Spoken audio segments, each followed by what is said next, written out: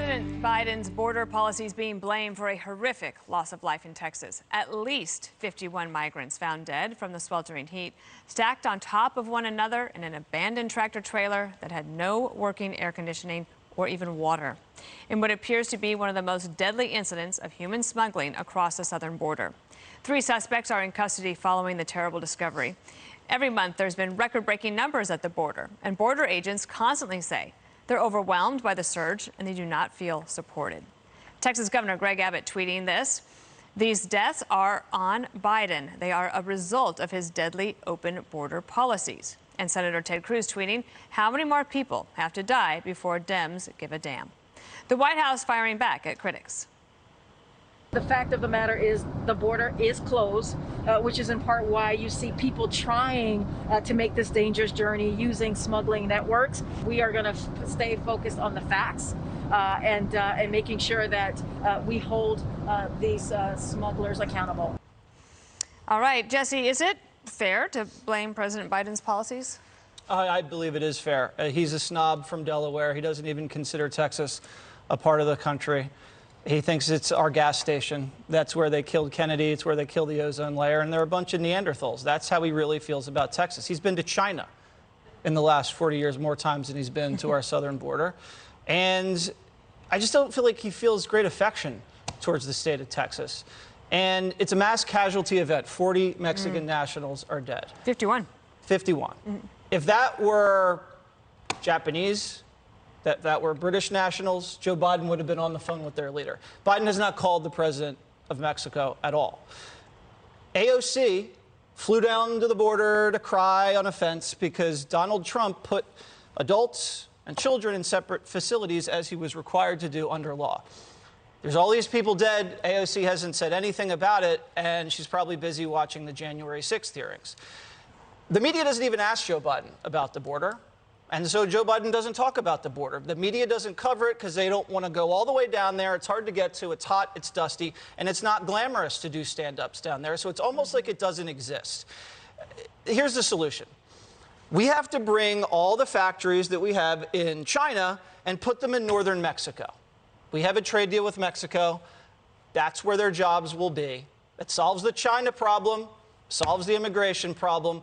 Put the factories in Colombia, too. We have a trade pact with the Colombians as well.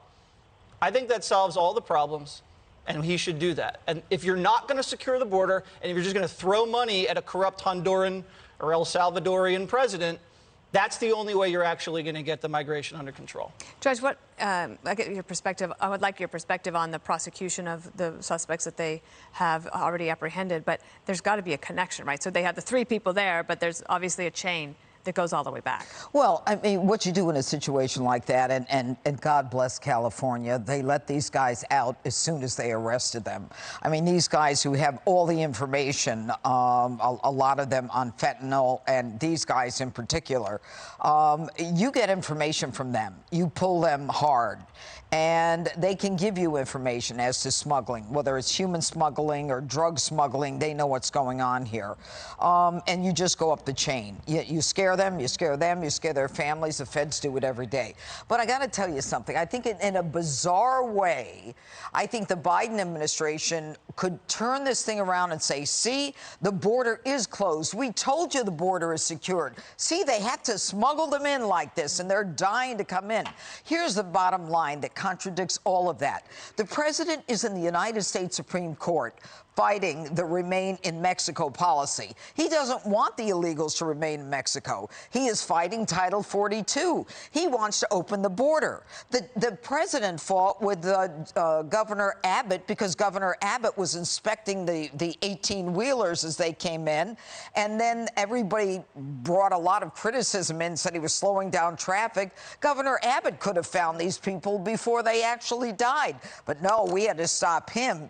And so what this administration is doing is they're laying out the welcome mat every day in terms of what they do. So they can tell me until the cows come home the border's secure, that the border's closed, and they're lying to all of us. They're busy flying them them in, busing them into the interior. They're housing unaccompanied migrant children smuggled in by the cartels that they're accompanying and facilitating, hiring 800 Americans to staff a facility. They're quietly erasing immigration cases, giving de facto amnesty to 1 million illegals. I mean, the goal for them should be to stop the human trafficking and the drug smuggling, but they're doing just the opposite. So why is he trying so hard to fail? And why is it that he let it get this way? Is he that afraid of the progressives? Why? Geraldo, take it from there, wherever you want. Well, I totally want to say that it's so easy for Senator Cruz or Governor Abbott to say, oh, Biden's fault, Biden's fault, Biden's fault. The fact of the matter is, first of all, let me express sincere condolences. I feel nothing but grief over this horrible mass murder. That's what it was. This is a mass murder. I am outraged at these perpetrators. I want them prosecuted to the full extent of the law. The judge is right. You squeeze them. You walk your way up the chain. You find out at least maybe you get the Mexicans involved in tracking down these cartels. We cannot abide 51 murders. I blame President Biden. I do think that his compassion has backfired at the border. I do think that as obnoxious as Trump's moves were, they were more effective in dissuading them from coming and taking this perilous journey. And I think as we approach July 4th, what you have to recognize is the brutality of this evidence of how badly these people want to be in the United States of America. They risk everything, even their very lives. They voluntarily stuffed themselves into that semi only to choke to death in sweltering heat. And it's interesting, Bill Malugin is one of our reporters. He's been there at the border along with Griff Jenkins and many others, Casey Stiegel. But I was talking to Bill Malugin not too long ago, and he sees no other reporters there. And he's been there for months, and we report on this every day. And I watch one nightly news broadcast every single night just to see. And I never see any coverage of the border, but this story they would cover. Well, this story you kind of have to cover, but it also, sadly, obviously it's devastating.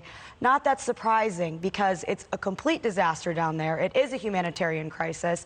Anyone who's paying attention to immigration at all knows that. But it's also such a disaster that when they said, see, look, the border is closed. See, this proves it's closed.